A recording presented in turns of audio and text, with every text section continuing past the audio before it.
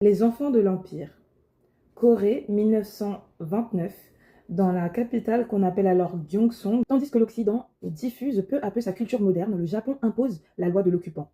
Arisa Jo, la fille d'un riche marchand, et Jun So-moon, le jeune héritier d'une noblesse déchue, incarnent ces influences contraires et les conflits intérieurs violents qu'elles font naître en chaque Coréen, en nous racontant le destin de jeunes gens que tout oppose dans la Corée occupée des années 30. Yudori confirme son talent d'autrice et l'incroyable beauté de son travail graphique.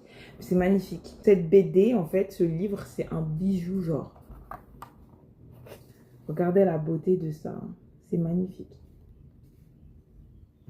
C'est trop beau. Genre les couleurs et tout. Enfin, c'est de la folie, genre. Attendez, il y a une page que je dois vous montrer. Déjà, ça, c'est trop beau, regardez. C'est magnifique. Regardez-moi ça. C'est d'une beauté, le truc. On nous montre un peu comment était la lingerie de l'époque, dans les années 1920. C'était particulier, genre. Je trouve que ça a une certaine beauté, en fait. Là, mais c'est la lingerie des personnes riches. C'est comme, pas des amis d'enfance, mais en gros, la mère de June, elle a perdu son mari, qui était un homme très violent. Lui, il a vu la violence de son père. Quand on dit noblesse déchue, c'est parce que avant que que la colonisation ait lieu et avant que les Japonais envahissent la Corée, il y avait une certaine noblesse qui, justement, a été remplacée. Des bouleversements de gouvernement, et donc du coup les riches d'antan deviennent pauvres et les pauvres d'antan peuvent devenir riches, tu vois. Parce que bah c'est bien connu, les colons, quand ils viennent chez toi, ils viennent bouleverser le système, ils viennent détruire ton système en place. Donc ils vont prendre des acteurs souvent qui ont été maltraités par ce système là, même si la maltraitance va être encore pire sous leur joug, mais ils vont venir placer des pions dans leur système, et notamment des pions qui n'ont pas forcément eu énormément de chance dans le système précédent. Donc, euh, on le voit notamment aux espèces de gouvernances un peu partout en Asie, etc. Genre, bah, en fait, en vrai, j'ai appris beaucoup de choses en histoire et c'était vraiment intéressant, je trouve. Et ben, cet ouvrage l'illustre et franchement, tu vois pas le temps passer quand tu lis cet ouvrage. C'est incroyable, les dessins, les gars, les couleurs, c'est incroyable. T'as une jeune héritière, du coup, de la noblesse des années 20, qui connaît beaucoup de choses sur la culture japonaise, qui sait parler japonais, qui sait parler anglais. La noblesse, c'est un peu inversé. Et ben, c'est la noblesse qui a su s'acclimater à l'occupant, aux colons, qui, bah, du coup, règne.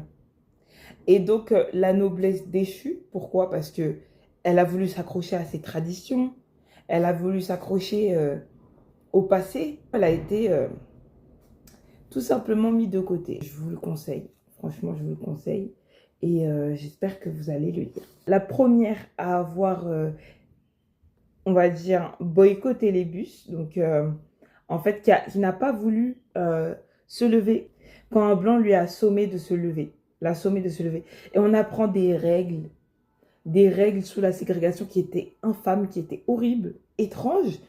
Enfin, c'est incroyable. On découvre aussi l'humour noir, notamment l'humour raciste qui a fait naître les lois Jim Crow. On vous explique que ce n'est pas Rosa Parks. Rosa Parks a juste été le visage d'un mouvement. Les Afro-Américains masculins, donc les hommes, de s'emparer en fait du mouvement. Alors qu'à la base, ils voulaient même pas faire le boycott. Ils voulaient même pas du boycott. C'était les femmes, c'était des femmes comme Joanne Robinson qui a fait énormément de travail. Ben en fait, Rosa Parks, ça a surtout été le visage. Et en plus, carrément, en fait, les hommes, quand ils se sont emparés du mouvement, ils ont décidé qu'elle allait être limite une poupée, en fait, qui parle pas. Donc, elle parlait pas. Elle a très rarement parlé, en fait. Euh, C'était les leaders des mouvements comme la NAACP qui ont parlé, mais la WCP, qui est le mouvement féminin, en fait, qui a créé vraiment les boycotts. Mais les hommes, en fait, notamment Martin Luther King, tout ça, en fait, ça a été les porte-parole parce que pour eux, une femme, elle n'est pas censée avoir la parole. Vu qu'elle est tombée enceinte à 16 ans, en fait. Elle a été très, très, très traînée dans la boue, invisibilisée. Même les femmes du mouvement WCP l'ont invisibilisée. Enfin, en fait, comme si elle était... elle a même témoigné, quand il a fallu témoigner contre les policiers qui l'ont intimidée, l'ont traînée de force au poste de police, parce que mademoiselle ne voulait pas obéir. Enfin, c'est logique, en fait, tu veux pas obéir à une règle aussi débile. Dites-vous que c'est pas juste une femme qui ne voulait pas se lever. Le bus sous ségrégation, c'est 10 places de blancs à l'avant. Tout le reste, c'est des noirs parce qu'ils savent très bien que c'est les noirs en général qui prennent le bus.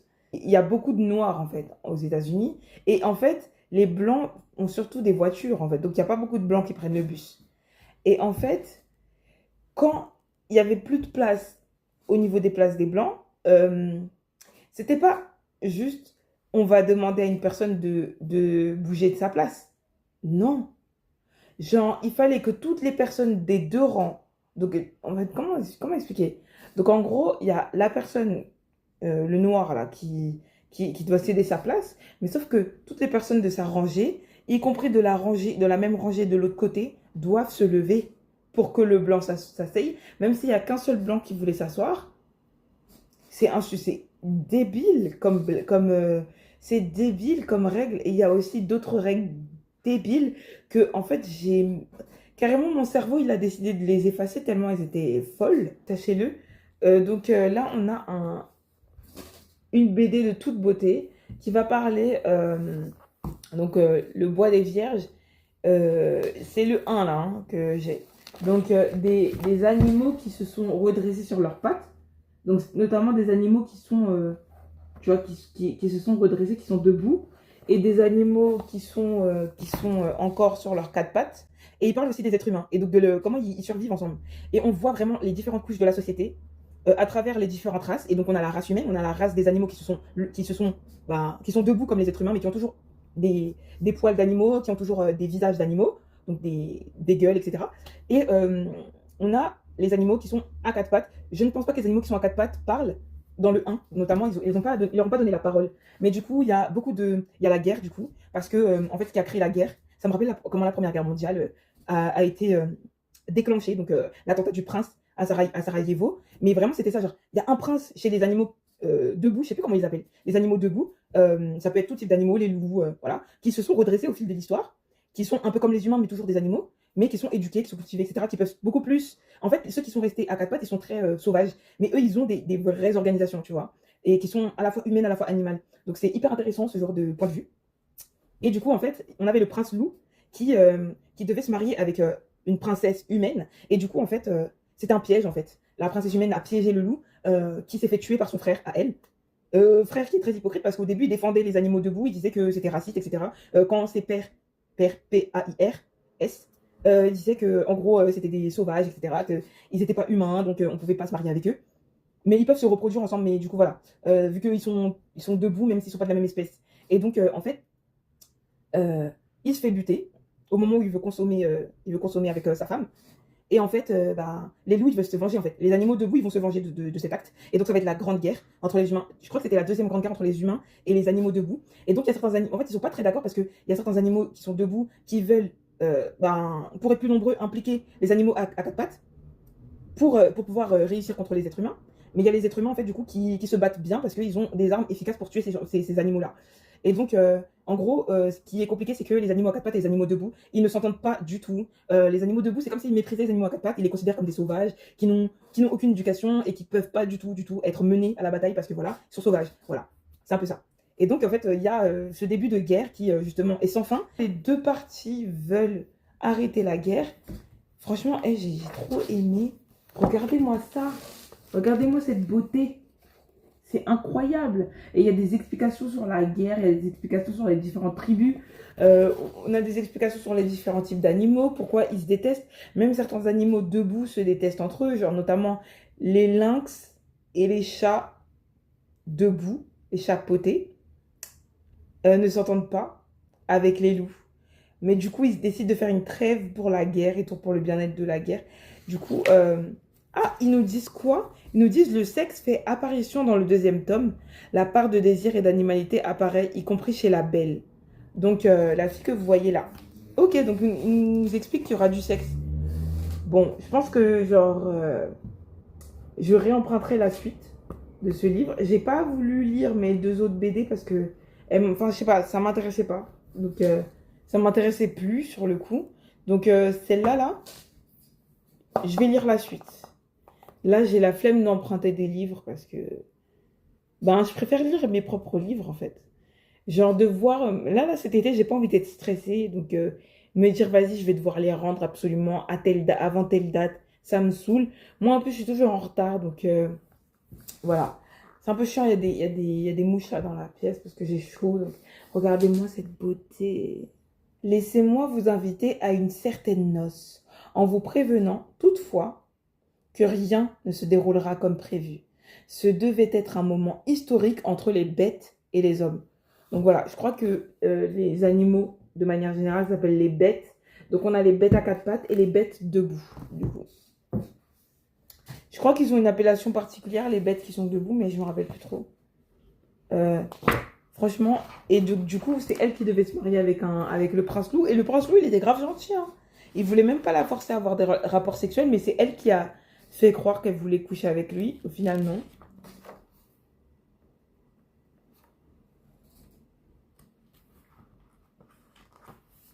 On a vraiment des actes comme ça, des actes de torture, comme la pendaison des animaux à quatre pattes, voilà. Et vous voyez les gens, les êtres humains là, qui sont en train de festoyer.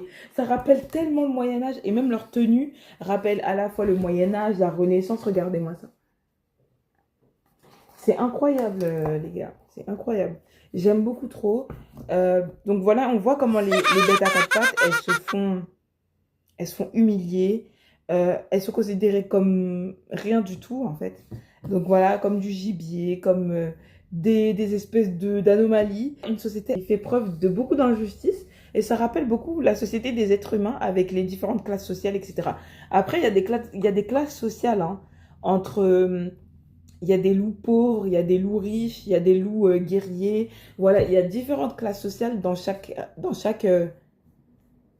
espèce et chaque race, il y a des classes sociales. Mais on voit surtout la noblesse là. J'ai l'impression qu'on voit surtout des gens de la noblesse de chaque truc. Et ben, ceux qui sont à quatre pattes, ben, ils sont sans habit, ils sont pas trop considérés. Donc là, ils nous ont expliqué qu'il y aurait beaucoup de sexe dans le tome 2. C'est pas parce qu'il y a du sexe que j'ai envie de lire, mais c'est parce que vraiment j'ai kiffé le tome 1 en fait. J'ai vraiment apprécié. Mais sachez que même les BD, si la BD elle m'intéresse pas, j'aurais pas envie de la lire jusqu'au bout en fait. C'est ça le truc. Donc j'avais commencé une autre de mes BD à rendre, mais en fait j'ai pas réussi à la continuer. Genre au bout de la première page, ça m'a saoulée. Ça avait l'air bien, mais en fait je suis pas trop dans une vibe de SF. Je suis plus dans une vibe actuellement de... Dites-vous que je me suis acheté plein de BD SF, mais je les ai toujours pas lus. J'en ai lu aucune. Genre, j'ai lu que des BD surnaturels. J'ai du mal à me mettre dans le SF. Voilà. C'est pas à pas, hein, vraiment pas à pas. Ça va commencer par les animés. Et un jour, peut-être, j'arriverai à lire les BD SF. Mais c'est pas trop ça encore pour le moment. En tout cas, le bois des vierges, pourquoi? Parce que il y a un bois qui s'appelle le bois des vierges dans l'histoire et seule une femme vierge, une jeune fille ou une jeune femme vierge peut pénétrer dans ce lieu. Les personnes qui ont déjà fait des bails ou qui ont des mauvaises intentions ne peuvent pas pénétrer dans ces lieux et finir sains d'esprit. Donc il y a beaucoup d'hommes qui ont fini en végétation, en arbre. Je sais pas, je crois que la forêt, elle est hyper magique. En fait, il n'y a que des femmes vierges qui peuvent y aller. C'est drôle. Je trouve ça marrant, en fait. Et du coup, les hommes qui y vont, vu que la plupart des hommes sont dépravés, en fait, ben, à un très jeune âge d'ailleurs, ils ne peuvent pas sortir de là sans être fous. Il y en a certains même qui n'arrivent même pas à sortir de là. Et il y en a plein qui se sont changés en arbres un peu menaçants, maléfiques. Et en fait, c'est comme s'ils souffraient. Ils souffraient éternellement, ils sont obligés de rester des arbres en fait. Et cette forêt, elle est safe juste pour les vierges. Du coup, voilà. C'est hyper intéressant. Franchement, c'est vraiment une BD que j'ai kiffé et que j'aimerais vraiment lire jusqu'au bout. À part si vraiment un des tomes ne m'intéresse pas, genre j'arrêterai net. Parce que je suis très au niveau des énergies. Si mon énergie n'y est pas, je ne vais pas continuer en fait. Voilà, je priorise bien mon bien-être, mon énergie, mon plaisir à moi. Voilà. Tant que mon plaisir n'est pas coupable, je le priorise. Voilà. Donc merci de m'avoir écouté. On se retrouvera pour de prochaines revues. C'était une très longue revue parce que j'avais 3 livres à présenter. Merci pour tout et on se retrouve plus tard. Bye. Mouah.